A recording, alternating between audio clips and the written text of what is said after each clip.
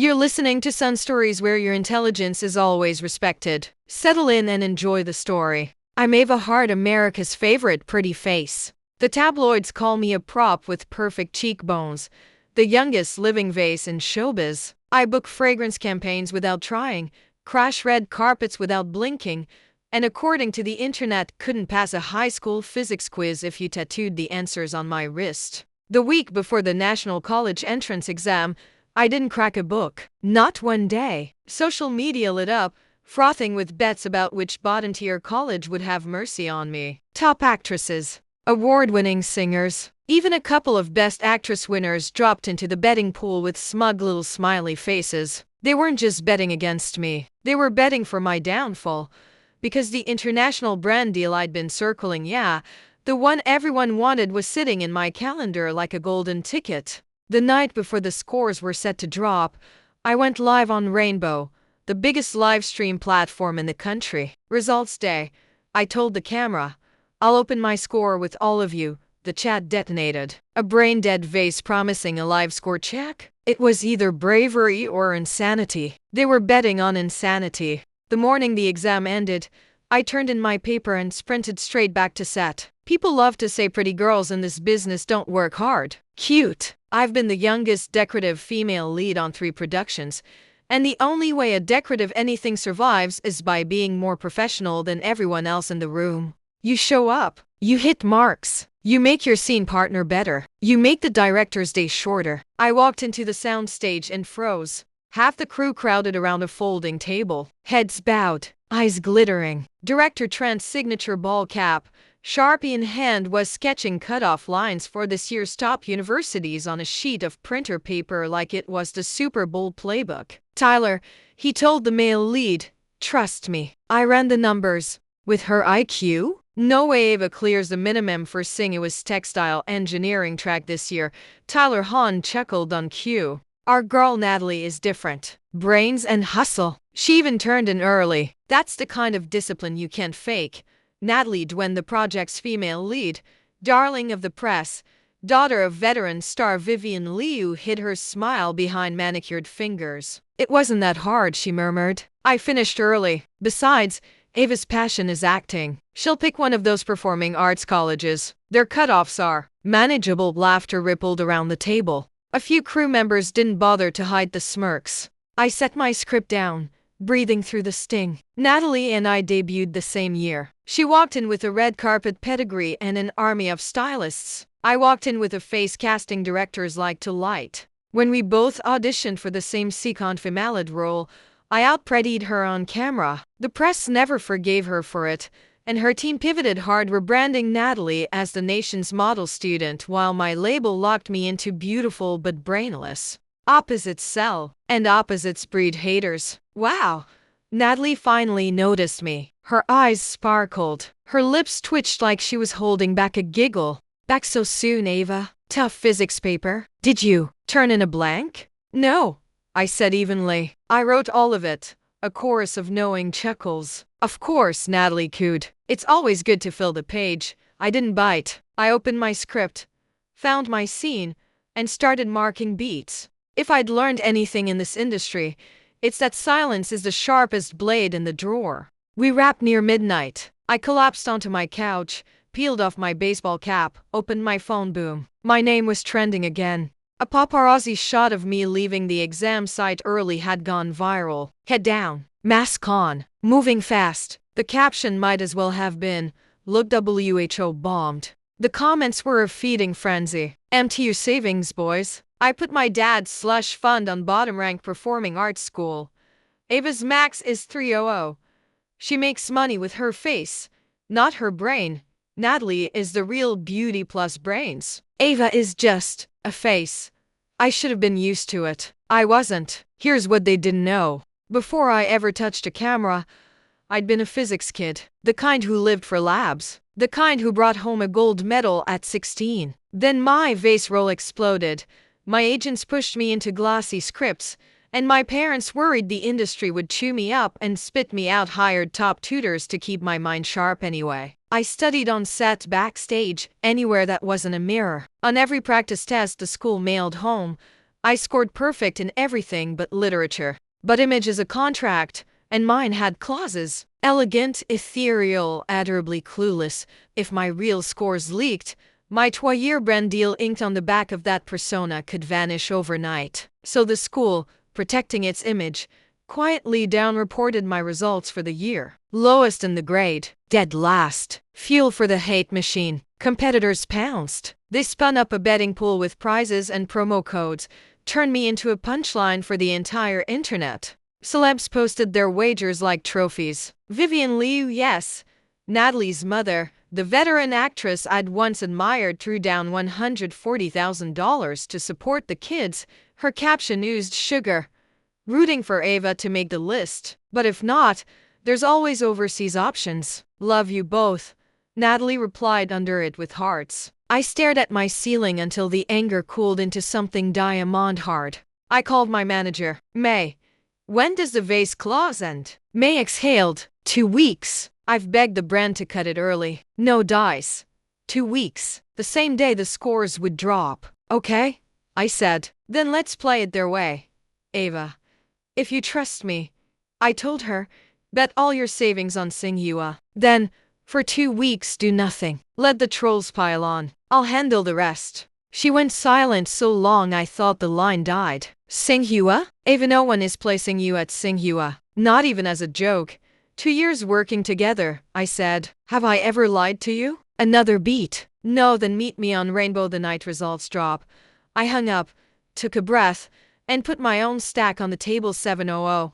Oh, everything I'd saved, enough to buy a small condo in Beijing, straight onto Tsinghua. They wanted a circus? Fine, I'd sell tickets. On BuzzNet, I posted one line.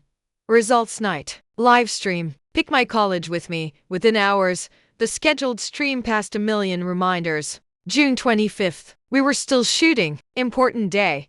Packed call sheet. Everyone was there. Tyler, Natalie, director Trent. I knew I wouldn't make it home in time, so I prepped a ring light and a clean backdrop in a corner of the soundstage. Natalie drifted over, voice sticky sweet. Ava, aren't you going home? It's results day. And didn't you promise the whole internet you'd go live? If you goes them, it'll be embarrassing. Who said I'm not going live? I smiled. I'll do it right here. Want to join me? Her smile snagged for half a second. I don't mind. I set up the phone, angled the light, adjusted my mic. If you're nervous, I said, you don't have to stay. Nervous?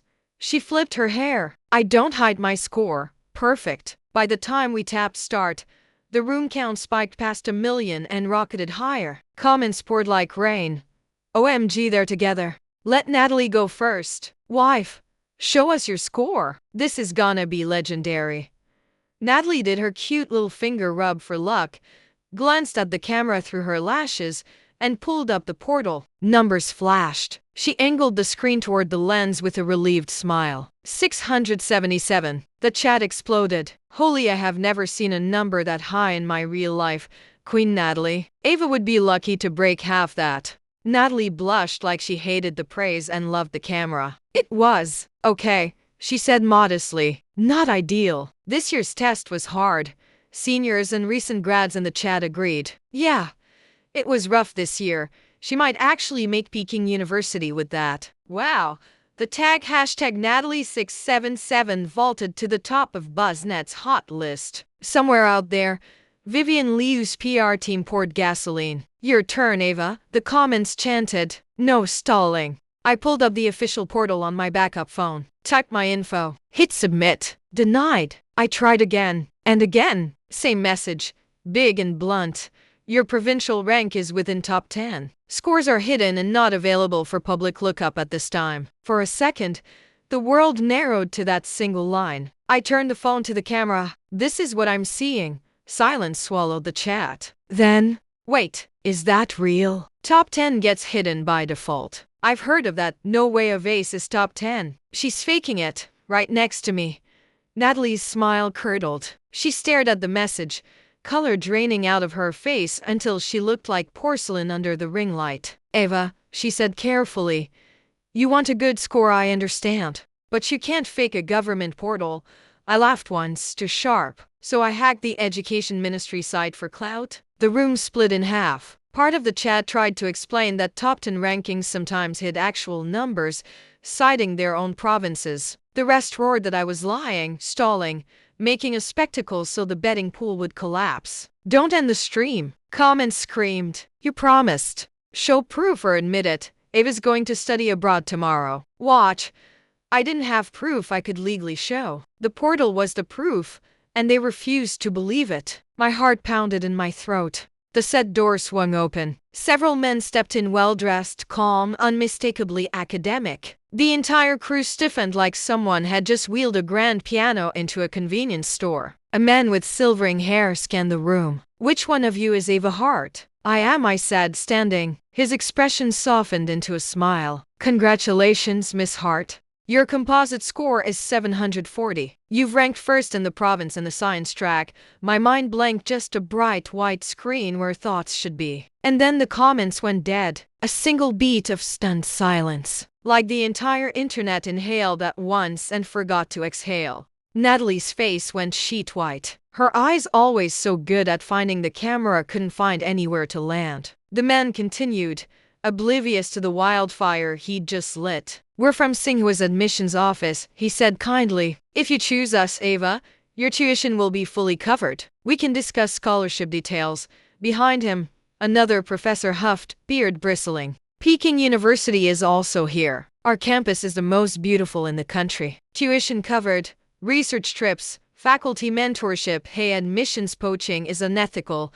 The first professor snapped. We are not poaching, the second said, wide-eyed. We're recruiting an exceptional student. The ring light hummed. The chat detonated for the second time in 10 minutes. And I, frozen, breathless, realized part 2 of my life had just kicked the door in. The room was dead silent except for the camera, still rolling. I stood there, still in costume, watching the live stream chat go up in smoke. 740.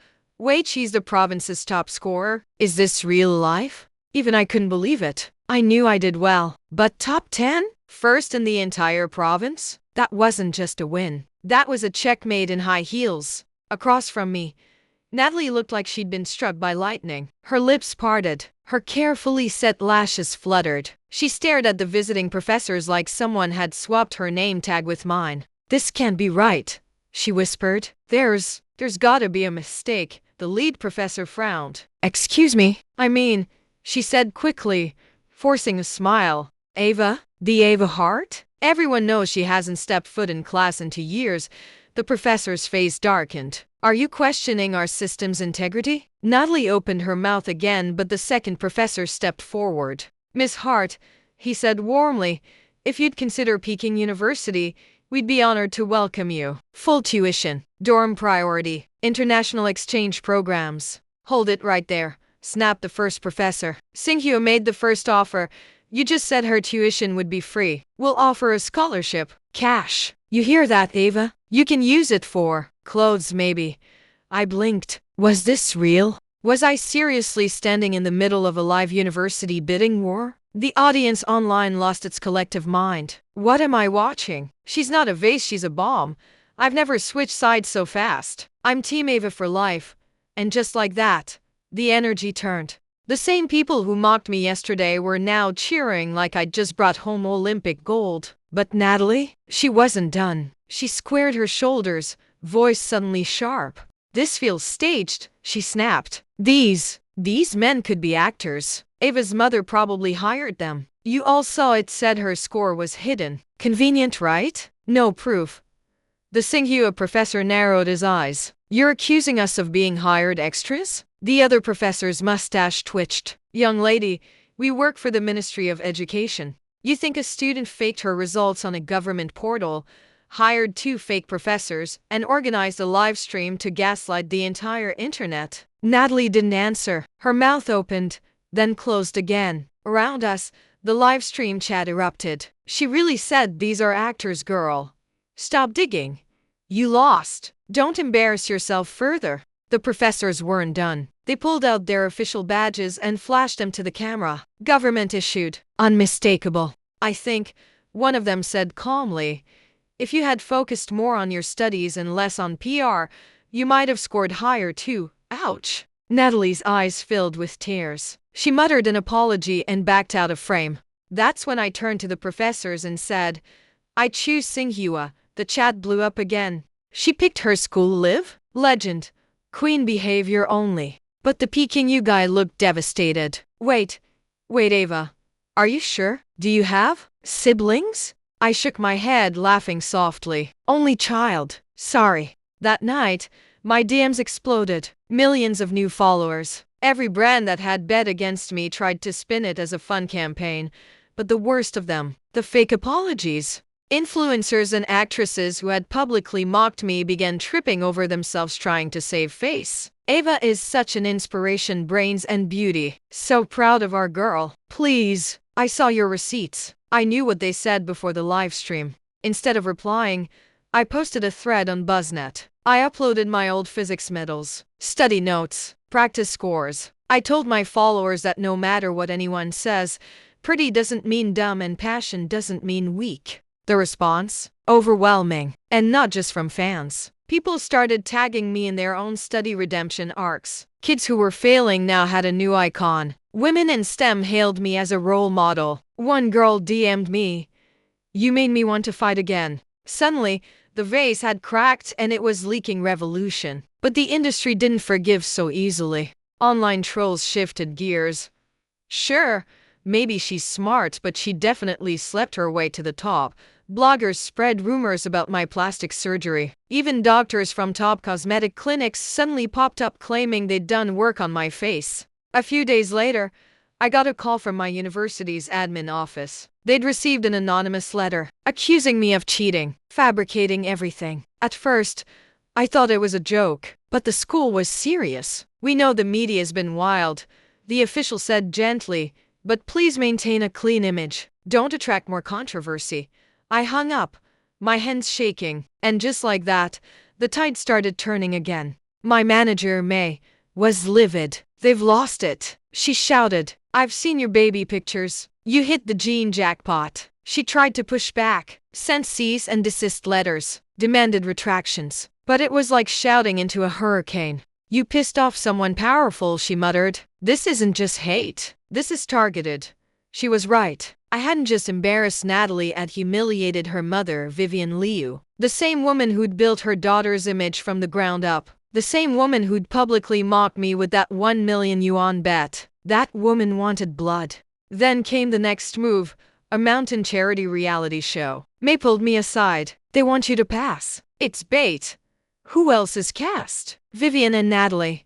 I smirked. "Perfect. I accept." She blinked. "Wait, you want to go?" "If they want to see me fall," I said, "they'll have to climb higher." The show was called Back to Roots, a charity-focused reality program where celebrities lived in rural mountain villages, helping locals with everyday tasks: harvesting, planting, cooking, manual labor, the works. The cast? Natalie Duan, Vivian Liu, two up-and-coming rookie actors, Tyler Hahn, and me. Tyler was there to fan the rumors. His film with Natalie had just wrapped, and the studio wanted to ride the real-life couple wave. From the very first day, I could tell I wasn't welcome. The vibe was off. Conversations died when I walked into a room. They'd go to meals or group tasks and conveniently forget to tell me. Which, honestly, fine. I preferred the silence. That night, Tyler pulled me aside behind a chicken coop. "Ava," he said, "don't push Vivian's buttons. You're not going to win."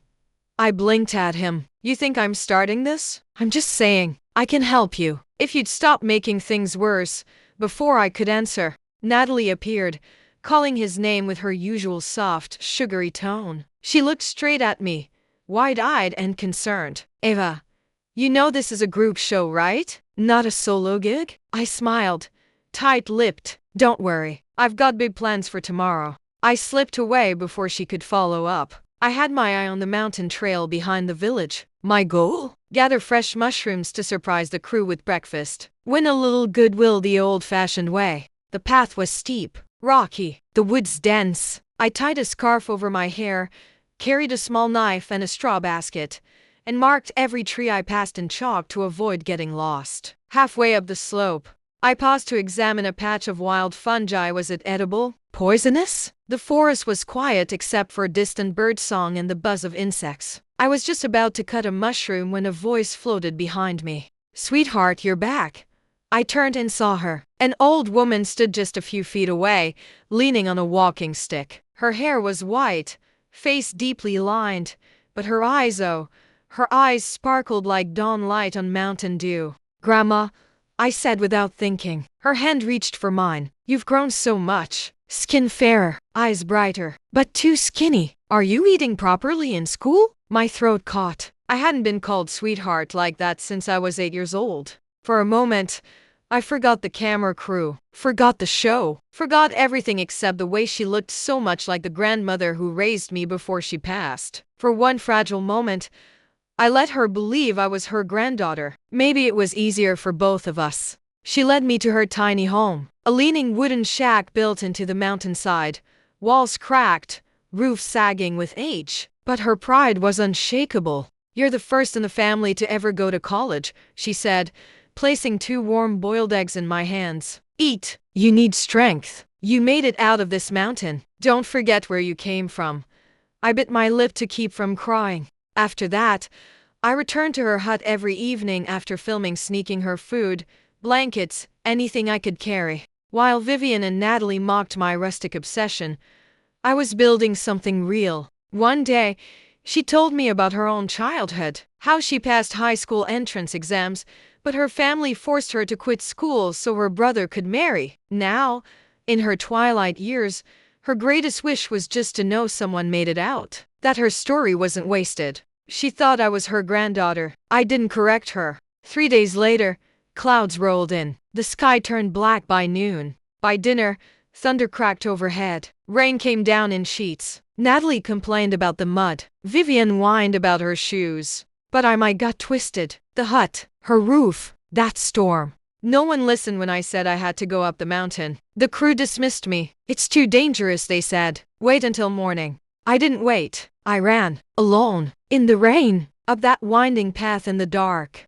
Wind screamed through the trees. Lightning lit the trail in violent bursts. The chalk marks were gone, washed clean by the storm. I slipped, fell, ripped my palm open. Didn't stop. By the time I reached the hut, water was pouring through the roof. She was still inside. I kicked the door open, heart hammering. "Grandma." She stirred, bleary, confused, smiling as she saw me. "Sweetheart," she said, touching my wet cheek. "You're soaked. Playing in the rain again?" The roof cracked. I could hear it groaning. One more gust of wind, and it'd collapse. I didn't think. I bent down, lifted her frail body onto my back, and ran. We made it out just as the house caved in behind us with a deafening roar. I carried her all the way down the mountain, mud up to my knees, back screaming, vision blurred by rain and tears. Every few minutes, I begged her to talk to me. "Tell me a song, Grandma. Tell me a story. Just don't fall asleep." And she did.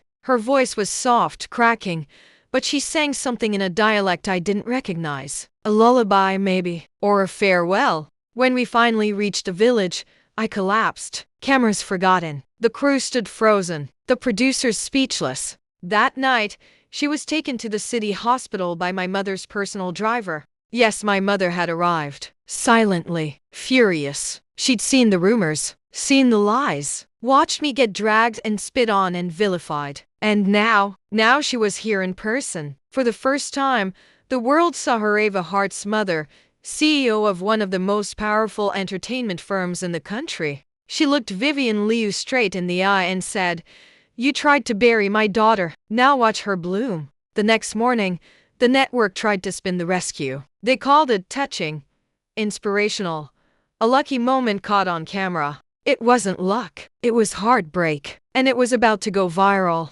Unbeknownst to me, the Back to Roots crew had installed hidden cameras around the filming site. They captured everything: my desperate climb, the lightning, the collapse, the moment I carried a woman old enough to be my grandmother down a flooded mountain trail, whispering songs just to keep her awake. They posted the video without warning, and the internet erupted. I'm crying. I've never respected a celebrity more.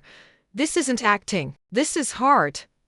She saved a life. "What have you done, Natalie?" "Yeah," they said her name. Natalie. Because while I was out in the storm risking everything, she'd been live streaming herself complaining about her broken nail. Back on set, the energy shifted. For the first time since the show started, people made room for me at breakfast. They passed me bowls, looked me in the eye. Even Tyler stopped pretending he didn't see me. But the real moment came that afternoon. The producers had scheduled a private sit-down interview with Vivian Liu and Natalie. Except my mother showed up instead. She walked in wearing all white. No makeup, just presence. Like a storm in silk. Every head turned. Vivian Liu stood stunned. "Miss Anne," she said carefully, "we weren't expecting no." My mother said, "You weren't?" She turned to the camera. "I'm Ava Hart's mother, and I'm here because this industry has a sickness." Boom. Like a courtroom drama, she laid it all out.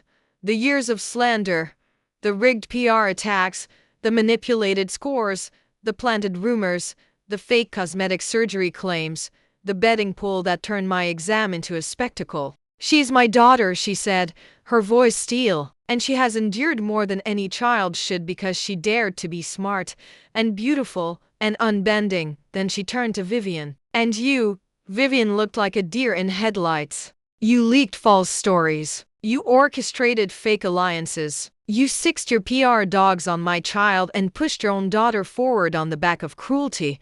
Vivian's jaw clenched. "This isn't the place. This is exactly the place."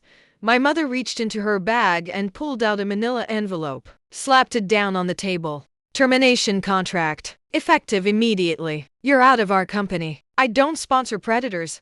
Vivian's hands trembled. Natalie, beside her, burst into tears. But Mom didn't stop. She turned back to the camera. "To every executive who laughed behind closed doors, to every actor who shared those betting links, to every follower who left go die vase under my daughter's posts, I see you. We all do now. And your time is up." That clip? It became the most shared moment in Back to Roots history. Within 24 hours, the show's entire narrative flipped. Hashtags like hashtag justice for Ava, hashtag and queen, and hashtag smart girls win trended globally. Natalie posted a shaky apology, claiming she was manipulated by others and never meant harm. No one bought it. She announced she was leaving the entertainment industry to study abroad. Comment sections weren't kind. "Too little, too late. You bullied someone into the ground. Enjoy your gap year. Take your mom with you." As for me, I started disappearing from the spotlight. Not in shame, but in choice. I'd gotten into Singhua, the real Singhua, and it demanded everything from me. But I still live streamed once a month, not to act, not to model, to teach. Physics, math, English prep. I walked kids through problems I once solved behind trailers. I used my voice to do what no one expected me to do: give back. I took the money I'd won from the betting pool, nearly $7 million USD after conversions and returns, and built a rural elementary school in the very mountain village where the old woman once called me granddaughter. The teachers were local. The books were current. The Wi-Fi was strong. The school? It was called the Heart Foundation School for Girls.